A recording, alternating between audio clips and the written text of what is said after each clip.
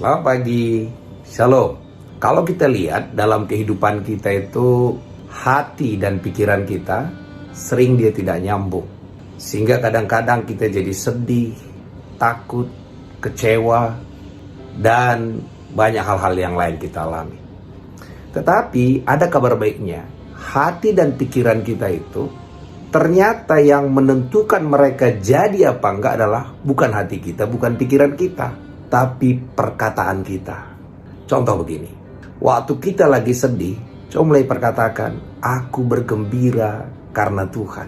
Jadi kebenaran yang kita ucapkan lewat mulut kita lah yang akan menuntun hati dan pikiran kita.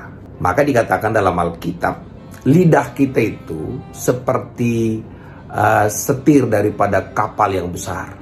Jadi kita mendarat apa enggak tidak tergantung perasaan atau hati kita, tapi tergantung yang kita ucapkan.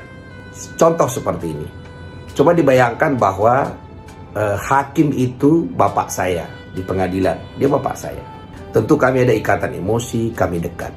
Tapi yang menentukan saya masuk penjara atau tidak adalah bukan perasaan bapak saya, bukan hati bapak saya, tapi apa yang diucapkan oleh hakim itu.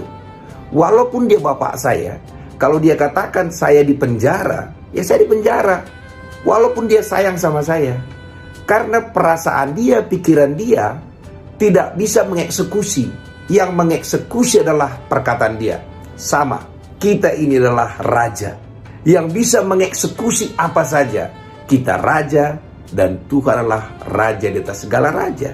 Jadi walaupun perasaan pikiran kita tidak enak, tidak nyaman, yang bisa mengeksekusi keadaan itu adalah perkataan kita.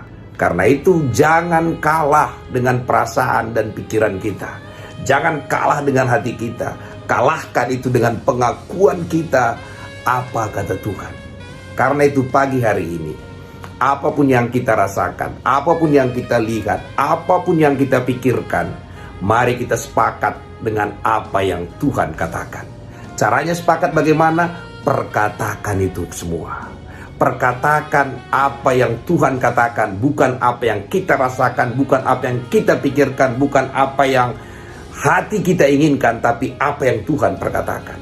Dan waktu kita mulai memperkatakan itu, itulah landasan hukumnya untuk apa yang kita perkatakan itu dieksekusi. Contoh pagi ini, kita pengen bersuka cita, mulai perkatakan, aku akan bersuka cita karena Tuhan. Dan mulai lagi muncul banyak masalah, perkatakan, aku akan bersuka cita. Mungkin awal-awalnya berat, mungkin awal-awalnya hati kita akan ngomong lain, pikiran kita ngomong lain. Tapi kalau pengakuan kita tak berubah, lihat, hati dan pikiran kita akan ngikutin setir itu tadi adalah lidah kita. Dan ini berlaku dalam segala hal. Kekhawatiran, sedih, sakit, dan sebagainya. Sepanjang pengakuan kita tetap positif di dalam Tuhan, maka hati, pikiran, segalanya akan ngikutin apa yang kita perkatakan itu. Maka juga dikatakan, hidup dan mati dikuasai lidah. Siapa suka menggemakannya akan memakan apa yang digemakan itu. Karena itu hari ini, waktu kita sedih, jangan pikirkan, jangan rasa-rasakan, perkatakan apa yang mengalahkan kesedihan itu. Contoh kita sedih hari ini, kita katakan apa? Hari ini harinya Tuhan, karena itu aku akan berria-ria. Kenapa? Karena hari ini harinya Tuhan. Karena itu perkataan kitalah yang menentukan kita sampai atau tidak. Perkataan kita jugalah dieksekusi apa tidak. Karena itu dikatakan, karena aku percaya, maka aku berkata-kata. Terpujilah nama Tuhan. Amin.